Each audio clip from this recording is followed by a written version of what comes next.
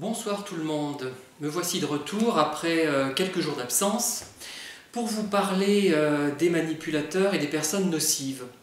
Alors, je vais faire référence à un cas personnel pour expliquer pourquoi, après finalement avoir pris conscience que la personne n'était pas intéressante, mais sans avoir compris réellement qui elle était, ça c'est important de le signaler, on peut rester attaché à une personne perverse. Il y a au moins une raison que je vais vous expliquer. Alors, moi j'ai été confronté à de nombreuses personnes nocives, manipulatrices, perverses même, et il m'est arrivé de rester quand même accroché à cette personne alors que je savais que ce n'était pas quelqu'un d'intéressant.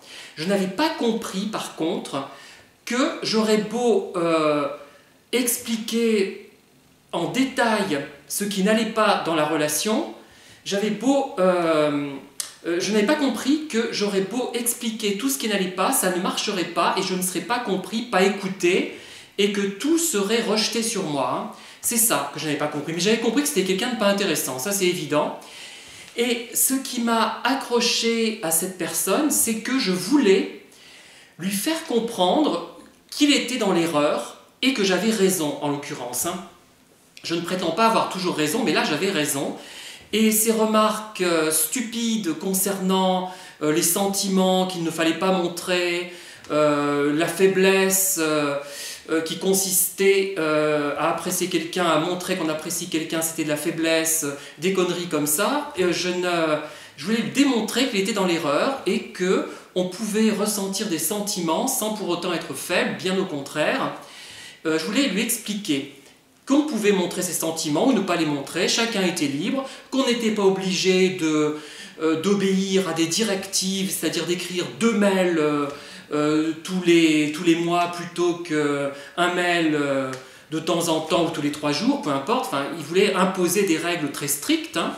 Et je voulais lui expliquer tout ça, prendre chaque point et lui dire qu'il était dans l'erreur. Parce que je disais, mais c'est complètement rigide et stupide la relation que tu proposes, elle n'a aucune spontanéité, elle est nulle, elle n'a aucun intérêt, et donc il faut que tu te remettes en cause et que tu changes, tu écoutes au moins ce que j'ai à te dire. Voilà, c'est ça qui m'empêchait de rompre totalement. Et c'est-à-dire que je savais que j'avais raison et je me sentais floué et comme dans un procès où j'aurais été accusé à tort. Voilà. J'avais le sentiment d'être accusé à tort de quelque chose que je n'avais pas fait. C'est comme si on m'avait imputé un crime ou un meurtre ou un assassinat que je n'avais pas commis. Voilà. Et je trouvais ça intolérable de penser que c'était moi qui étais en tort, alors que manifestement, c'était mon interlocuteur, en l'occurrence. D'ailleurs, ce qui m'a fait penser à ça, ce sont des remarques par rapport à un roman, enfin, une grosse nouvelle que j'ai écrite ou un petit roman. Quelqu'un me dit que je donne dans le pédantisme, bon ça peut-être, et dans les lieux communs sur les homos. Et en fait, je m'étais inspiré de ce pervers narcissique qui disait sans arrêt qu'il ne fallait pas montrer ses sentiments, c'était une preuve de faiblesse, c'était un manque de tact, un manque de courtoisie, qu'il fallait contrôler les relations, qu'il fallait faire certaines choses à telle heure, tout était rigide dans son mode de pensée. Et j'ai été accusé à tort de débiter des lieux communs, alors qu'en fait, je ne faisais que reproduire les lieux communs d'un pervers narcissique, mais à l'époque, je ne savais pas que c'en était un. Donc j'ai utilisé ces éléments sans comprendre, je pensais que c'était un homosexuel refoulé qui n'assumait pas ses sentiments. C'était un peu le cas. Il était d'ailleurs obligé d'aller dans des pays pauvres pour faire du tourisme sexuel. Bon voilà, oui c'est celui-là.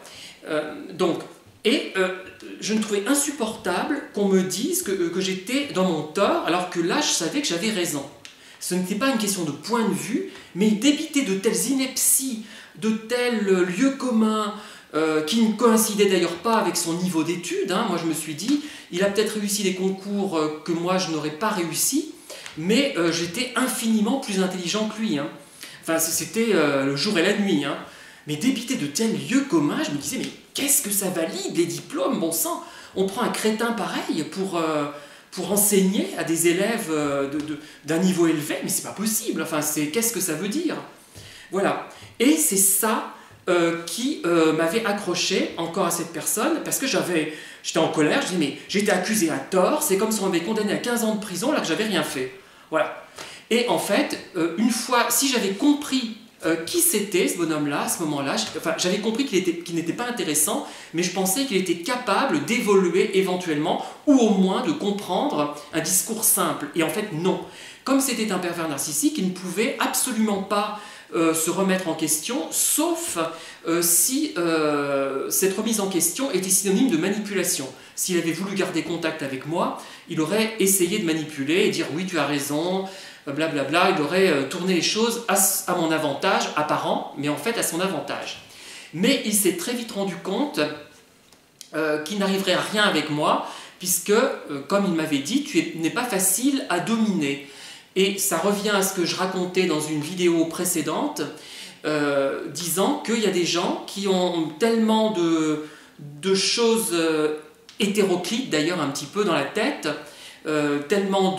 qui pensent tellement, qui réfléchissent tout le temps, même de travers, hein, c'est pas le problème, hein, on peut réfléchir mais de travers, ça m'arrive souvent, qu'on n'arrive pas finalement avec ces gens-là à en tirer quelque chose à long terme. Et les pervers, vous savez, comme ils dépensent beaucoup d'énergie à manipuler, ça fatigue, hein, même si c'est leur seconde nature, eh bien, ils laissent vite tomber avec les gens comme moi. Voilà une des raisons pour lesquelles je maintiens et pour lesquelles on maintient parfois les relations, mais ça ne sert à rien. Une fois qu'on a compris que la personne était perverse, manipulatrice, il faut laisser tomber et ne pas chercher à se justifier. On a été condamné injustement, mais peu importe, parce que on est condamné par un imbécile finalement, par quelqu'un qui n'est pas intéressant du tout, donc qu'est-ce que ça peut faire, hein? Voilà.